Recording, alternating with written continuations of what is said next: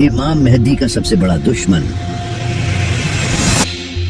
سفیانی، خفیہ سفیر ہوں، ساری دنیا کے بادشاہ ہوں، جو امام مہدی کے ظہور سے پہلے شام میں قتل عام مچائے گا۔ یہ امام علی علیہ السلام کے چاہنے والوں کو قتل کرے گا، لیکن آخر اس کا ظہور ہوگا کیسے؟ اور کیا آج کے ٹائم میں سفیانی آ چکا ہے؟ سفیانی کے بارے میں جاننے سے پہلے ہمیں شام کے بارے میں جاننا ہوگا، کیونکہ حدیثوں میں جب بھی سفیانی کا ذکر آیا ہے تو اس کے ساتھ شام کا نام بھی لیا گیا ہے، کیونکہ سفیانی کا ظہور شام ہی سے ہوگا اور قیامت سے پہلے شام کی امپورٹنس بہت زیادہ ہونے والی ہے۔ نبی صلی اللہ علیہ وآلہ وسلم نے فرمایا تھا شام میں برکت ہے، کیونکہ اس پر فرشتوں نے اپنے پر پھیلائے ہوئے ہیں۔ اس کے علاوہ نبی صلی اللہ علیہ وآلہ وسلم نے یہ بھی فرمایا تھا میری امت کا ایک گروہ ہمیشہ حق کے لیے لڑتا رہے گا اور اپنے دشمنوں پر غالب رہے گا، اور وہ گروہ شام ہی سے ہوگا۔ نبی صلی اللہ علیہ وآلہ وسلم نے فرمایا شام اسلام کا دل ہے اور قیامت کے دن حشر کا میدان بھی شام میں ہی ہوگا۔ مزید فرمایا جب آزمائشیں بڑھ جائیں اور فتنے پھیلنے لگیں تو ایمان شام کی طرف لوٹ جائے گا، جیسے سانپ اپنے بل کی طرف لوٹتا ہے۔ جب شام کے لوگ کرپٹ ہو جائیں تو سمجھ لو کہ تم میں کوئی بھلا انسان باقی نہیں رہا۔ یہ تمام حدیثیں نبی صلی اللہ علیہ وآلہ وسلم نے شام کے بارے میں فرمائی، لیکن آخر شام اتنا امپورٹنٹ کیوں ہے یہ جاننے کے لیے ہمیں تھوڑا پیچھے جانا ہوگا۔ جب شام میں آج کا فلسطین، سیریا، جارڈن اور لیبنان جیسے ریجنز شامل تھے اور اس پورے علاقے کو شام کہا جاتا تھا، حضرت ابراہیم علیہ السلام جب عراق چھوڑ کر شام آئے تو وہیں رہنے لگے، جس کا ذکر قرآن میں بھی ہے۔ ہم نے اسے اور لوط کو اس سرزمین تک پہنچا دیا جسے ہم نے تمام قوموں کے لیے برکت دی ہے۔ ان کے بعد اللہ نے حضرت موسیٰ علیہ السلام کو بھی حکم دیا کہ وہ بنی اسرائیل کو ساتھ لے کر شام جائیں۔ حضرت موسیٰ علیہ السلام کے بعد حضرت عیسیٰ علیہ السلام بھی فلسطین میں ہی پیدا ہوئے، جو کہ اس وقت شام کا حصہ تھا۔ اسی وجہ سے شام کو نبیوں کی سرزمین کہا جاتا تھا، لیکن پھر شام رومن امپائر کے انڈر آ گیا اور پورے شام پر رومنز کی حکومت قائم ہو گئی۔ مگر نبی صلی اللہ علیہ وآلہ وسلم نے فرمایا تھا شام میرے قدموں کے نیچے ہوگا، اور پھر ایسا ہوا بھی۔ نبی صلی اللہ علیہ وآلہ وسلم کی وفات کے بعد مسلمانوں نے رومن امپائر کے خلاف جنگ لڑی جس کا نام تھا جنگ یرموک۔ اس جنگ میں حضرت خالد بن ولید مسلمانوں کو لیڈ کر رہے تھے، اور ان کی بہترین اسٹریٹجی کے چلتے مسلمانوں کو فتح ہوئی اور شام مسلمانوں کے انڈر آ گیا۔ اس کے بعد شام پر حضرت عمر رضی اللہ تعالیٰ عنہ کی خلافت قائم ہوئی اور شام پوری مسلم دنیا کا ایک سینٹر بننے لگا۔ حضرت عمر رضی اللہ تعالیٰ عنہ نے یزید بن ابو سفیان کو شام کا گورنر لگا دیا، مگر بیماری کی وجہ سے اس کی موت ہو گئی۔ پھر حضرت عمر رضی اللہ تعالیٰ عنہ نے یزید کے بھائی معاویہ کو شام کا گورنر لگا دیا، لیکن حضرت عمر رضی اللہ تعالیٰ عنہ کا رول تھا کہ وہ 4 سال بعد ہر گورنر کو چینج کر دیتے تھے، مگر افسوس کہ حضرت عمر رضی اللہ تعالیٰ عنہ کو 4 سال پورے ہونے سے پہلے ہی شہید کر دیا گیا۔ ان کے بعد حضرت عثمان رضی اللہ تعالیٰ عنہ خلیفہ بنے،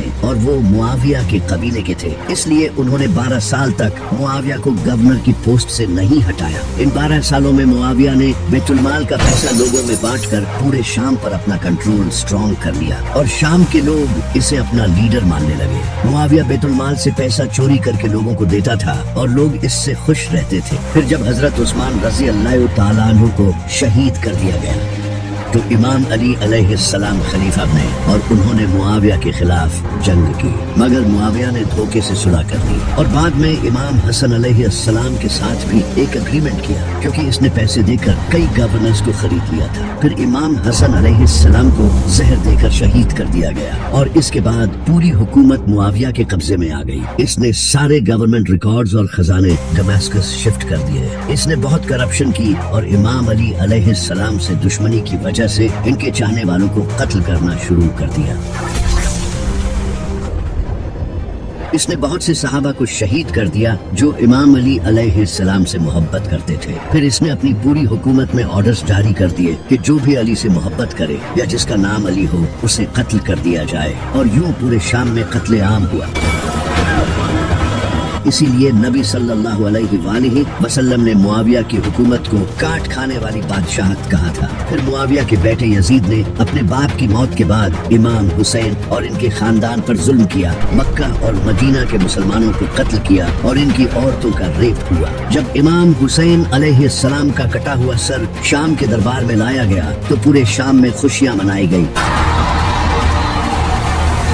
और अब वही शाम जो कभी नबियों की सरजमीन हुआ करता था अब जालिमों के कब्जे में आ गया था। फिर यजीद की मौत के बाद कुछ टाइम तक बनु उमैया ने शाम पर हुकूमत की, मगर बाद में बनु अब्बास ने उन्हें शिकस्त देकर शाम को फतह कर लिया और इसके बाद शाम पर कई मुसलमान हुकूमतें आती रही। फिर सीरिया पर बशर अल असद की हुकूमत आ गई जो कि एक डिक्टेटर था। इसकी फैमिली कई डिकेड से सीरिया पर हुकूमत कर रही थी और ये एक शिया खानदान था, जबकि सीरिया में तकरीबन मेजॉरिटी पॉपुलेशन सुन्नी मुसलमानों की थी। ये बशर अल असद भी शिया था, लेकिन अलवी शिया था। ये अलवी शिया वो फिरका है जिससे शिया भी नफरत करते हैं, क्योंकि ये अलवी शिया हजरत अली को खुदा मानते हैं और इसी अलवी शिया की हुकूमत सीरिया पर कायम थी। ये वो टाइम था जब अरब वर्ल्ड में अरब स्प्रिंग के नाम से ट्यूनीसिया, इजिप्ट, लीबिया और यमन में प्रोटेस्ट हो रहे थे। Egypt's 18-day revolution defied मगर सीरिया में ऐसा नहीं था। वहाँ बशर अल असद पीसफुली हुकूमत कर रहा था और लोग इसके खिलाफ प्रोटेस्ट नहीं करते थे, क्योंकि प्रोटेस्ट करने पर सख्त सजा दी जाती थी। लेकिन फिर एक दिन एक लड़के ने स्कूल की दीवार पर ये लिख दिया, जिसका मतलब था अब अगला नंबर बशर अल असद का है। यानी वो ये बताना चाहता था कि इसकी हुकूमत अब खत्म होने वाली है। इस लड़के का नाम मुआविया था। जब हुकूमत को इस बात का पता चला तो उन्होंने मुआविया और इसके साथ दूसरे लड़कों को अरेस्ट कर लिया और उन्हें बुरी तरह टॉर्चर का निशाना बनाया, ताकि लोगों के लिए एक मिसाल कायम की जाए कि जो भी हुकूमत के खिलाफ खड़ा होगा इसका अंजाम भी यही होगा। जब अवाम ने यह सब देखा तो वो गुस्से से भर गए और बशर अल असद की डिक्टेटरशिप के खिलाफ प्रोटेस्ट शुरू कर दिया, मगर सिक्योरिटी फोर्सेस ने इन प्रोटेस्टर्स पर फायरिंग कर दी।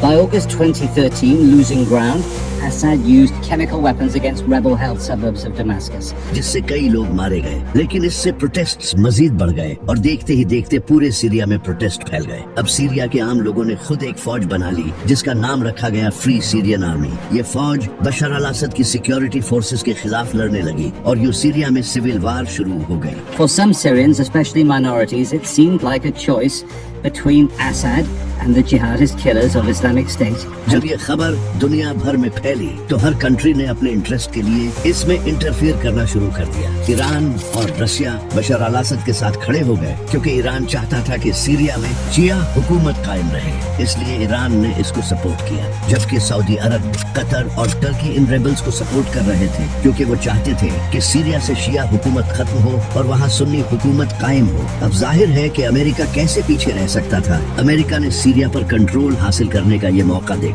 अमेरिका चाहता था कि बशर अल असद की हुकूमत गिर जाए और वहाँ अपना कोई लीडर बिठाया जाए। इसी वजह से CIA ने रेबल्स को वेपन्स देना शुरू कर दिया और उन्हें बशर अल असद के खिलाफ प्रॉपर सपोर्ट दी। इसी दौरान आईसिस ने भी मैदान में एंट्री मारी और इसने भी बशर अल असद के खिलाफ जंग शुरू कर दी। इसके बाद पूरा सीरिया जंग का मैदान बन गया।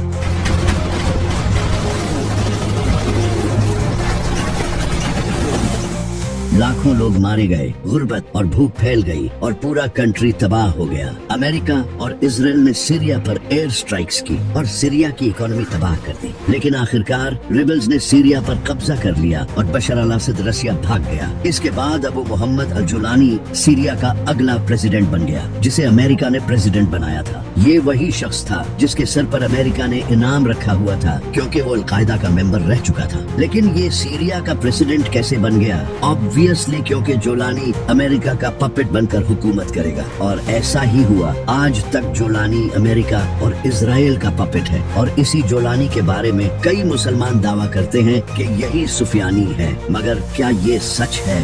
इसके लिए हमें हदीसों की किताबें खोलनी पड़ेंगी। इमाम जाफर सादिक अलैहिस्सलाम ने फरमाया था सुफियानी की शक्ल और करतूत अपने बाप और दादा की तरह होगी, यानी जिस तरह मुआविया और यजीद ने अहले बैत के चाहने वालों का कत्लेआम किया था। इन्हीं बाप बेटे की नस्ल से एक इंसान निकलेगा जो अपने बाप दादा की तरह ये जुल्म करेगा, जो कि सुफियानी होगा, और वो भी अहले बैत के चाहने वालों को कत्ल करेगा। इसका चेहरा लाल और जानवर जैसा होगा, इस पर एक निशान होगा, इसकी नीली आंखें होंगी, जबकि उसका दिल लोहे की तरह सख्त होगा और वो बच्चों और औरतों तक को नहीं छोड़ेगा। वो इस उम्मत का फिरौन होगा जो कि मोमिन के लिए एक आजमाइश होगा। सुफियानी का जुल्म उससे पहले के सारे जालिमों से बड़ा होगा। उसका दिल अहले बैत की नफरत से भरा होगा। वो हर उस इंसान को मार देगा जो अहले बैत के रास्ते पर चलेगा। वो शियों के सिर की कीमत लगाएगा। वो दिखने में एक इबादत गुजार इंसान होगा, लेकिन अंदर से मुनाफिक होगा, और वो शाम के एक महल में ओपनली लोगों के सामने एक औरत के साथ जमा करेगा। इमाम अली अलैहिस्सलाम ने फरमाया, सुफियानी के दिल में हमारे चाहने वालों से नफरत भरी होगी। इसकी हुकूमत खून और आग की होगी। अब इन सब में से एक भी हदीस जो लाने पर अभी तक तो फिट नहीं होती, सिवाय एक के कि वो वेस्टर्न पावर्स का पपेट है। कुछ स्कॉलर्स का ये भी कहना है कि सुफियानी एक सिस्टम होगा। जैसा कि सुफियानी अहले बैत के चाहने वालों से नफरत करेगा और इन्हें कत्ल करेगा, तो यही वो सिस्टम होगा। अगर देखा जाए तो ये सिस्टम आज भी एग्जिस्ट करता है। 1980 में कुछ मिलिटेंट ऑर्गेनाइजेशंस जो कि एंटी शिया आइडियोलॉजीज रखती थी, जैसे कि सिप्पा साहबा, इस ऑर्गेनाइजेशन ने हजारों शिया को कत्ल किया। पाकिस्तान के डिफरेंट शहरों में शियाओं पर अटैक्स किए, बॉम्ब्स ब्लास्ट किए गए, यहाँ तक कि शिया डॉक्टर्स और प्रोफेशनल्स तक को नहीं छोड़ा। ये सब तकरीबन 20 सालों तक चलता रहा और हजारों शिया कत्ल किए गए। यही वो सुफियानी सिस्टम है। आज भी पूरी दुनिया में अहले बैत के चाहने वालों को काफिर कहा जाता है और उन्हें डिफरेंटली ट्रीट किया जाता है, और ये सब तेजी से बढ़ रहा है। तो ये जो जोलानी है, ये तो सुफियानी बिल्कुल नहीं है। इमाम अली अलैहिस्सलाम ने फरमाया, सुफियानी के इस दुनिया में आने से पहले शाम में 2 गिरोह आपस में लड़ेंगे, लेकिन ये लड़ाई यूं ही चलती रहेगी जब तक अल्लाह की तरफ से एक ज़लज़ला ना आ जाए जिसमें लाखों लोग मारे जाएंगे। ये अर्थक्वेक मोमिनों के लिए अल्लाह की तरफ से रहमत होगा और काफिरों के लिए अजाब होगा। यानी आज के शाम के इलाके जैसे सीरिया, लबनान, जॉर्डन और फिलिस्तीन में 2 गिरोह एक दूसरे से हुकूमत के लिए लड़ेंगे, जैसी आज इन कंट्रीज की हालत है। यहाँ फिर से एक जंग होगी जो कि शायद इसराइल और लुबनान के दरमियान होगी। इसराइल ने अब लुबनान पर एयर स्ट्राइक्स शुरू कर दी है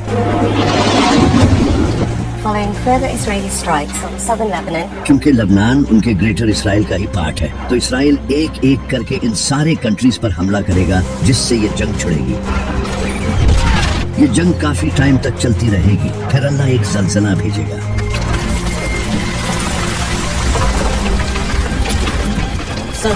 जिससे काफिर मर जाएंगे और उससे मोमिनों की मदद होगी। आप ये जानकर हैरान हो जाएंगे कि कई सिस्मोलॉजिस्ट्स ने ऑलरेडी वार्न कर दिया है कि इस रीजन में एक बड़ा अर्थक्वेक आ सकता है, क्योंकि दमास्कस, अलेपो और होम्स जैसे रीजन्स जमीन की डेड सी ट्रांसफॉर्म फॉल्ट पर लाई करते हैं, जो कि जमीन की मोस्ट एक्टिव टेक्टोनिक प्लेट्स हैं, जिससे फ्यूचर में एक बड़ा अर्थक्वेक आ सकता है। पहले भी दमास्कस में एक बड़ा अर्थक्वेक आया था जिससे काफी तबाही हुई थी। ये अर्थक्वेक भी इसी जैसा होगा। इसी अर्थक्वेक से अल्लाह मोमिनों की उस जंग में मदद करेगा। इमाम अली अलैहिस्सलाम ने फरमाया, इस अर्थक्वेक के बाद तुम लोग ग्रे कलर के घोड़ों पर सवार लोगों को देखोगे जिनके पास पीले झंडे होंगे। ये मगरिब से आएंगे और सीधा शाम में जाकर रुक जाएंगे,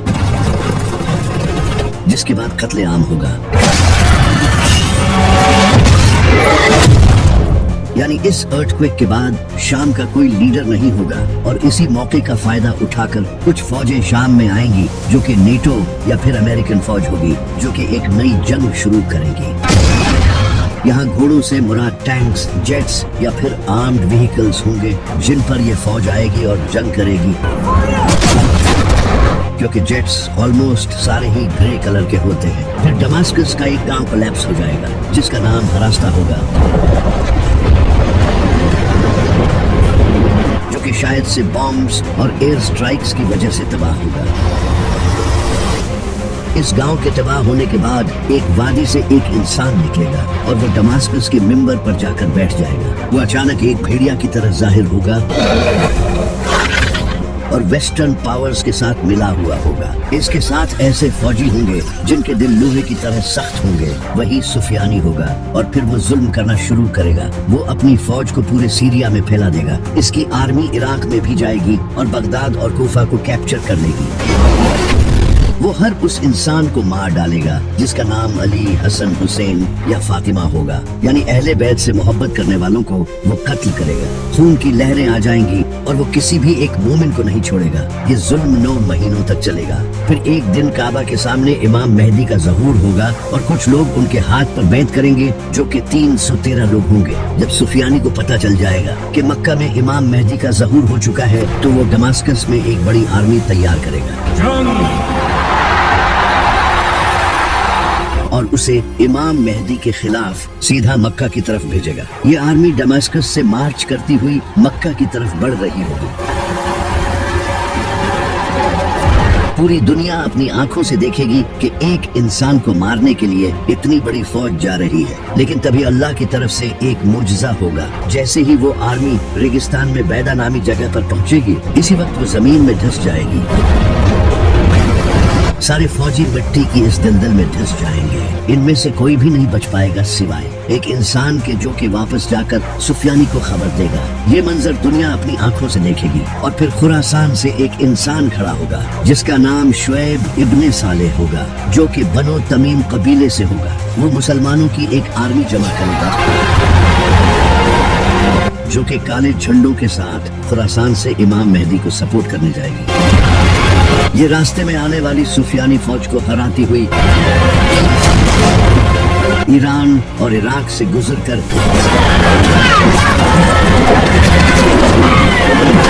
سیدھا جیروسلم جائے گی اور وہاں اپنا جھنڈا گاڑ دے گی. اس کے بعد وہ کوفہ پہنچے گی اور کوفہ کو اپنا بیس بنا لے گی. پھر امام مہدی کوفہ جائیں گے تو وہ آرمی امام مہدی کو اپنا لیڈر مان لے گی اور یہ کوفہ امام مہدی کا بیس بن جائے گا. وہی شہر جہاں ایک ٹائم پر امام علی علیہ السلام کا بیس تھا. جبکہ دوسری طرف سفیانی دماسکس میں بیٹھا ہوگا اور اسے پتہ چل جائے گا کہ عراق اس کے ہاتھ سے نکل چکا ہے مگر سیریا ابھی بھی سفیانی کے انڈر ہوگا. بالکل اسی طرح جیسے اس کے دادا معاویہ کا کیپٹل تھا. ایک طرف امام مہدی ہوں گے جو کہ امام علی علیہ السلام کی نسل سے ہوں گے اور ان کا بیس بھی امام علی علیہ السلام کی طرح کوفہ ہی ہوگا. جبکہ دوسری طرف معاویہ کی نسل سے سفیانی ہوگا جس کا بیس معاویہ کی طرح سیریا ہوگا. ایگزیکٹلی جنگ صفین کی طرح سفیانی غصے میں آ کر ایک بڑی فوج تیار کرے گا.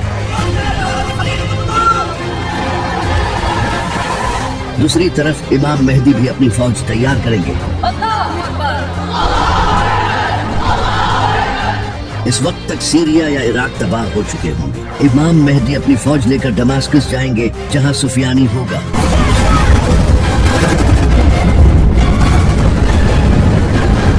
اور پھر یہی دونوں فوجیں آمنے سامنے ہوں گی اور ایک بڑی جنگ ہوگی. لاکھوں لوگوں کی موت ہوگی اور ہر طرف تباہی ہوگی.